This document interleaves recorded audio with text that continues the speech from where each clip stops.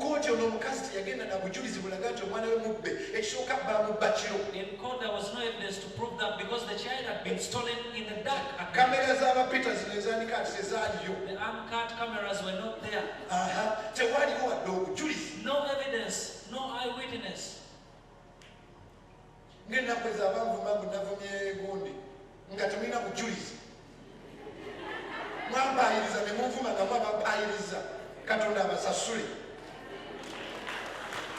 Eyakitandika Katonda akusasule. N'onvumisa nga sinze yakikoze.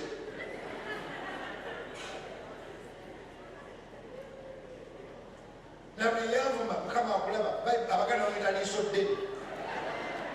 Naye kisa kimala. Ate nekirala nze emyaka 15 nga tebavuma okuvuma muguma. Olaba bavuma Yesu. Olaba bavuma Kabaka Juzi. Mugembe mandazi kasasiro bulolo. Katonda yabazibwe eki. Bwani batavuma.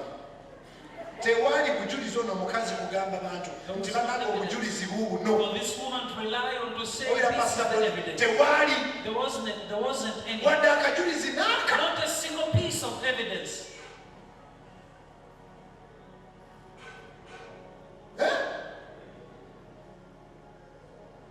Omukazi alina kigambo kimu omwana wange omwana teri bujulizi. All that the woman knew was that the living baby was hers.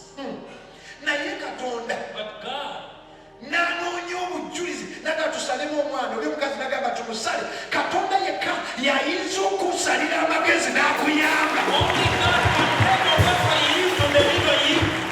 Wano mu Afirika In Africa, ne bwotta omuntu even if you kill a person, nga tolina bujulizi but you bumala have no evidence to piece sebo osobola okwejeereza. the murderer could survive. Naye Katonda But God yawa Kabaka Sulemaani amagezi gave the king Solomon n'amuyamba. to help this man. Basebo nsaba I pray ne bw'oba tolina mpapula zikuweesa mulimu era Katonda ali kuwa future ye nga bw'ali Katonda.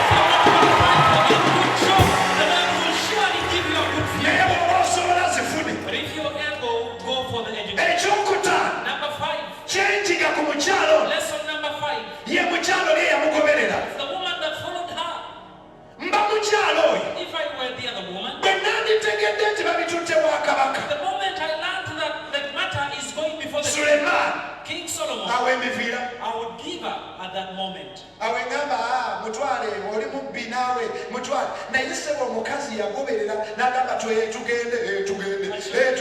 Omanyi lwaki yagoberera? Tewaliwo bujulizi. Because there was no evidence, she thought she was. Ng'obwongo bumugambye In her mind, nti ne bwakabaka agenda mufuulira. even before the king, she would go away with it. Wali obaddeko mu kyaki nolaba omuntu anyirira bw'ati mugenda okuyita omuliro n'alaga mana funa faya n'obuuza emizimu gyamugoberedde gyabadde kirowooza kigenda kuwona sitaani tawangula maaso ga Katonda.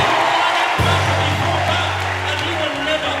Buli wanika buli ekikugoberera kitandika okulegerawo okugoberera oba mabanja gagoberera oba misimu kigoberera oba obusiru bugoberera oba endonda ezigoberera faya.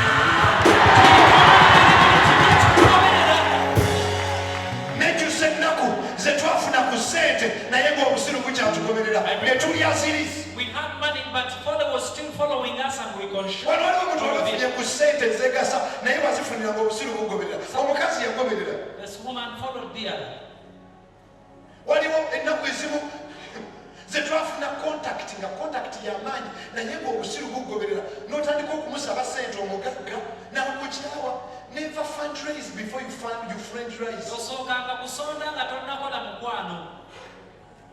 Ate sinze nzekka waliwo n'omukyala mu bayibuli egamba nti Nabali babita Abigaili kabaka yajja okutta bbaawe.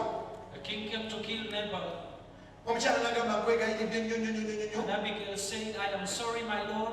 Totta bambi. Do not kill my husband. Baawange musiru. My husband is foolish. 1 Samuel 25:25. Samwiri ekisooka 25:25. Please don't kill my husband. Bambi muleke.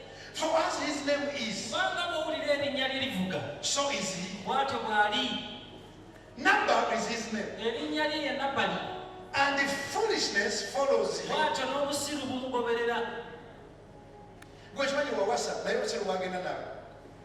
Byonna by'okola bigenda kumenya amaka. Some of you married, but folly still follows you. Whatever Waliwo you do abantu is to abamu break nga the family. ne bw'olinnyo ennyonyi era ebyewamwe bigoberera naye kabaka Sulemaani taliwo, kabaka Yesu waali. Jesus is here to surely deliver you. Omukyalo oli ssebo yasigala agoberera. The other prostitute. Tugende. Let's go to the king. Make our case there. Waliwo abamu wafumbira n'olowooza omaze kumbe.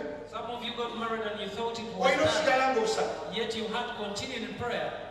Gwe kimanyi oyinza n'okubanga ebigambo NBS I love you.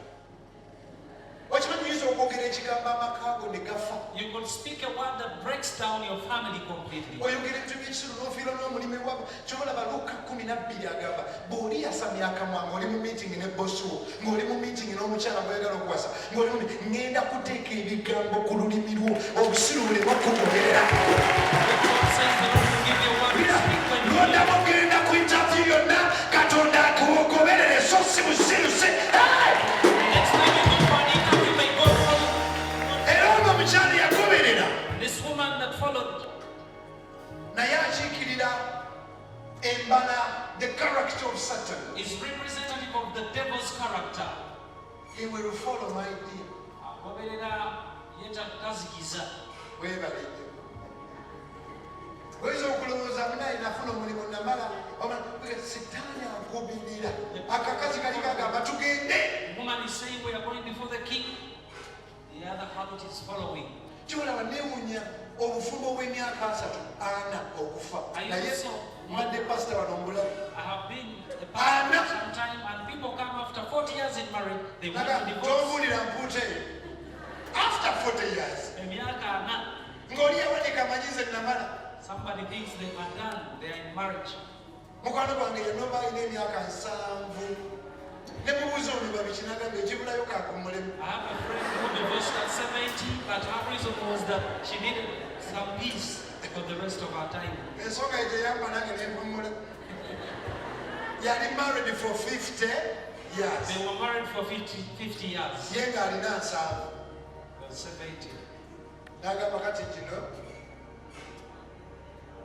kampumule mukozi otegeeza nti yamaze nga ku nsi talinaako myaka mingi nga n'asalawo ekyo ekibulayo He decided to live, asanyukekokko. celebrate for the rest of the years that will come ahead. Omwami ne bamusiibula baga nti sebo tumaze. Husband was